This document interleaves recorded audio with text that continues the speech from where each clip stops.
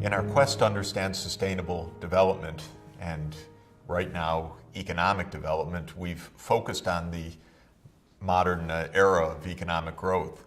We saw how the Industrial Revolution began in England and spread to all the world, or one should say almost all the world, because there are some places that still, even to this day, lack some of the basics and lack some of the ongoing economic growth that indeed has reached almost all of the planet.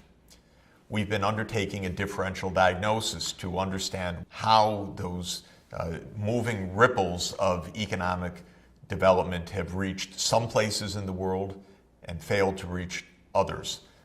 We've explored the role of the poverty trap. We've explored the role of geography, the role of culture, the role of politics. Let's put the pieces together by focusing on those remaining areas in the world that are still stuck below the threshold of self-sustaining growth. And as we've used the idea of passing that threshold, looking at the $2,000 per person per year threshold as a marker for us, when we look at the map of global development, we see that those countries shown in red on this map are the ones that, as of today, are still below that takeoff level. What do we see? We see that the remaining regions are mainly tropical Africa, and then a number of landlocked countries, Afghanistan, Nepal, Mongolia, Laos, and a few other parts of the world.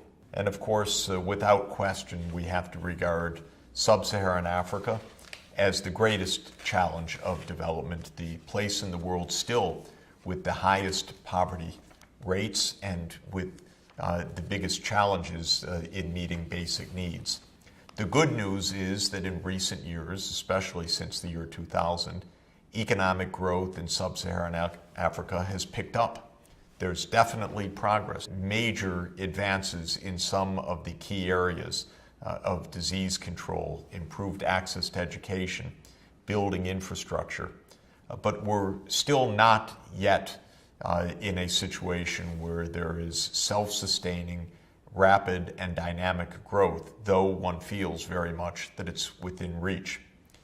Let's put our differential diagnosis perspective, therefore, on sub-Saharan Africa and ask what we learn by taking that multi-dimensional view of a region to see what it implies for the priorities for economic and sustainable development. Africa has many distinct structural characteristics, and many of these structural characteristics are indeed structural problems for economic development. If you look at the region of poverty in Africa, that is below the Sahara Desert, but above the southernmost countries, one is defining essentially the region of the tropics of Africa, between the Tropic of Cancer at 23 degrees north latitude and the Tropic of Capricorn at 23 degrees south latitude. And we know that the African tropics have many distinctive features that are relevant for economic development. Disease burden, we've seen, is very heavily concentrated in the tropics, whether it's malaria or other so-called vector-borne diseases or worm infections that debilitate people and that hold back whole societies. We've seen that agriculture can be very difficult in tropical conditions, often water scarcity with the very high temperatures, drought propensity, soil nutrient depletion can be extremely pernicious in the tropical context. So this is one feature that needs to be addressed. Nothing impossible about these challenges, because diseases like malaria are fully controllable, but they need to be controlled. We've seen that Africa has a distinctive feature of the most landlocked countries of any continent in the world. Roughly 1 in 3 African countries is landlocked. 15 out of the 49 countries of sub-Saharan Africa. That's a big problem. Why is that? Well, part of the reason is the colonial legacy. Remember that nature doesn't draw national boundaries, politicians do. And when the politicians divided up Africa, they divided it up into little parcels, often cutting natural ecological areas, dividing ethnic groups by artificial boundaries, leaving a legacy of great difficulty, making it hard for populations even to reach coasts. In many parts of Africa, the coastal physical environment is rather hostile. In East Africa, the eastern coast tends to be very dry. The trade winds come up to the coast from the east. They do not provide precipitation right on the coast, but as the highlands in the east coast carry those trade winds into higher altitudes, then the rain is distributed in the interior, what's called orographic rainfall, or rainfall that is caused by the uplift of the mountains, in this case the highlands of East Africa. This means that the high population densities in East Africa are not at the coast, but are in landlocked interior countries like Rwanda, for example, or Uganda, where there's much more rainfall than one would find in their port of Mombasa, Kenya, which is in a much drier region. So the distance from the ports has to do with history. It has to do with political boundaries. It has to do, some historians think, with the long legacy of even slave trade, which caused populations in their self-defense to move more into the interior. It has to do with the fact of rainfall being more propitious and able to support food production, often away from the coast and in the interior of the continent. We know that in many, many other ways, the colonial legacy has played a very difficult role. Have a look at the map of European colonial rule in Africa as of 1914. The first thing you see is the entire continent, with the exception of Ethiopia, was colonized. Africa was divided among the European powers. And the story of how it was divided is a rather shocking story. Actually, Africa was one of the last continents to succumb to European imperial rule. That may seem strange because Africa was very poor throughout history, therefore very vulnerable, as exemplified by the slave trade. So why wasn't it colonized earlier? Europeans attempting to move to the interior of Africa in the earlier parts of the 19th century to colonize succumbed to malaria and to other tropical diseases. The disease burden actually prevented Europe from colonizing Africa until the latter part of the 19th century. Then what happened? Well, you could perhaps ascribe it to tonic water. Tonic water is water with quinine, but quinine is a natural preventative or curative to malaria. And when quinine was discovered and then mass-produced by the British and then by the other imperial powers, that enabled Europe to dominate Africa through military means.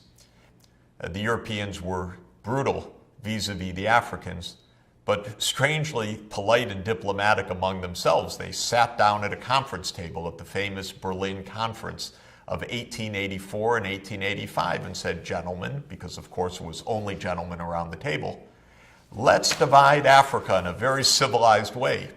Civilized for us, without any civility vis-a-vis the Africans. And by 1914, you had a map of Africa that was divided in all of these arbitrary political divisions. This has left a legacy of wrong borders, of high landlockedness, of European domination over many of Africa's natural resources, so that the resource earnings have been extracted and end up in tax havens around the world rather than in the treasury coffers of Africa itself. The European powers did not provide education. Indeed, there's a documentary record showing we don't want to educate the local population. That would be a political risk for us. And so when African governments achieved independence, often there were just a handful of people with a high school, much less a university education. The infrastructure physically that the European powers left behind was also strangely deficient. Have a look at a comparison of the map of the Indian railway system, built largely during the British colonial period in India, with the map of Africa's railway system built largely during the period of colonial rule. In India, you see a full grid, and that was because a unified colonial power, Great Britain, created a unified infrastructure, partly to extract India's natural resources, including its cotton, as inputs to the cotton mills of England. In Africa, where the conditions were harsher and more difficult and the political divisions existed, the European colonial powers did not sit down together after the conference in Berlin and say, now let's construct a railway network. They each one constructed just a line from their port to the diamond mine or to the gold mine or to the plantation.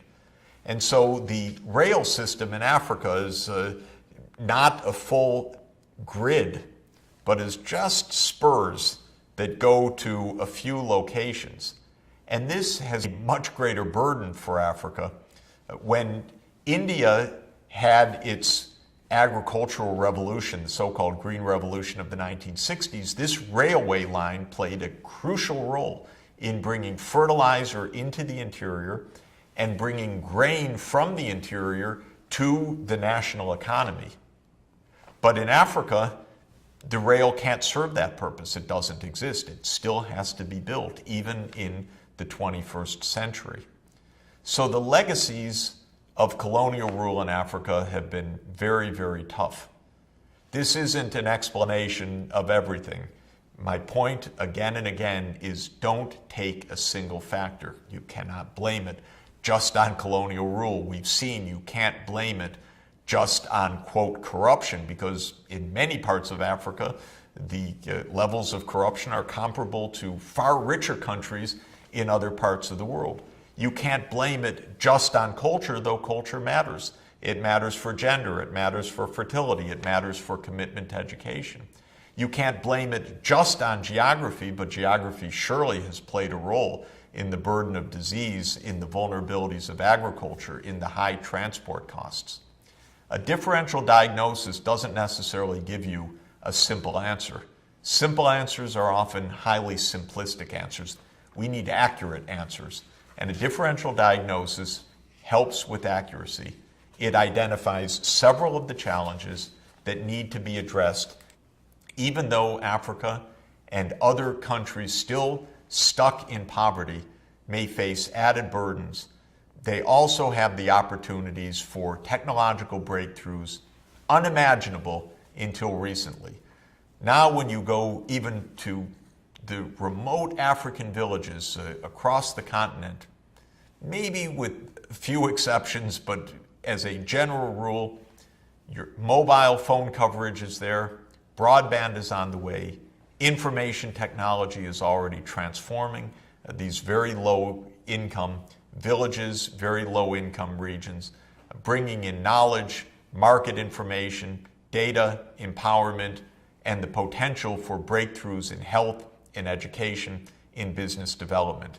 In other words, when we make the differential diagnosis, we identify the political and the cultural and the geographic phenomena. When we identify the heritages of the colonial period and the shortfalls of infrastructure, we are not overcome by pessimism, but we are motivated with an agenda which is targeted, specific, a balance of public and private investment, areas for social mobilization, public awareness, a role of parents to help their children to make breakthroughs as well.